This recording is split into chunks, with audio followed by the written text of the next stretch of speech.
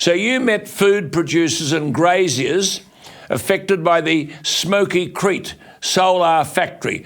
Tell me what you found out. This crazy pursuit of these renewable energy projects is having an enormous impact on rural Australia and rural Queensland for that matter. Up at Smoky Creek, near Biloela in central Queensland, there's several proposals up there to build these enormous solar factories. There's one up there at Smoky Creek itself, which is about 4,260 acres in the old terms, 1,725 hectares. And all of the people that surround these projects have tried desperately now for 4 years, writing several hundred letters to the government to try and get them to realise that this is prime agricultural land, that they don't want this project to go ahead. But isn't the all-up acreage, as I understand, is about 9,000 acres? I mean, who had this land? Was this compulsory required, or did government come in and pay overs for the land because some poor bloody farmer was facing drought and the bank was after him and so on? Who owned this land before the government got hold of it? So what happens in these projects invariably is that landholders are approached by these companies, and in this case a company called Edify, and they do a deal with the particular landholder. The landholder walks away with a wheelbarrow full of money and everybody has to suffer the consequences.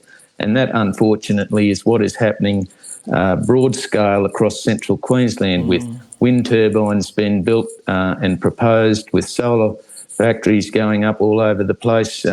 In terms of wind turbines, just to give you a rough idea of the scale of these things, there's a proposal at Theodore to build 160 turbines. It's got a footprint of 45,000 hectares. That's 110,000 acres in the old scale.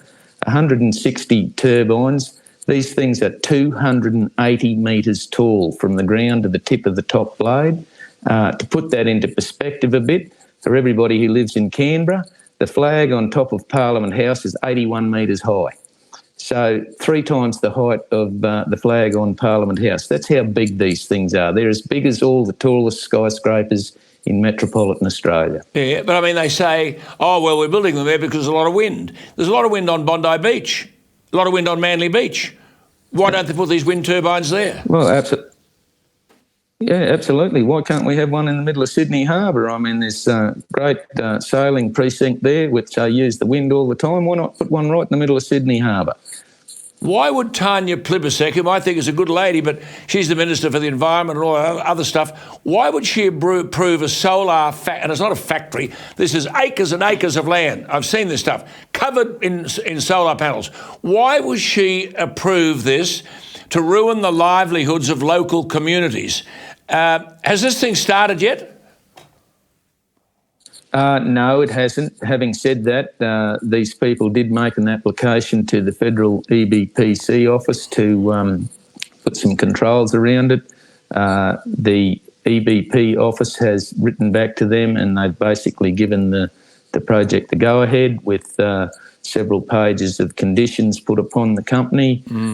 Having said that, they're at their wits' end because now there's literally nowhere to go. Nowhere to go. Now, what people have to understand is that this is just one project. There's 21 of them that I know of in the central Queensland area, all the way from Lotus Creek all the way down to Eidsvold. And in years to come, with that statement that you made from Bowen, 22,000 solar panels and 40 wind turbines and 28,000 kilometres of transmission lines, this is going to have an enormous impact on rural Queensland and rural Australia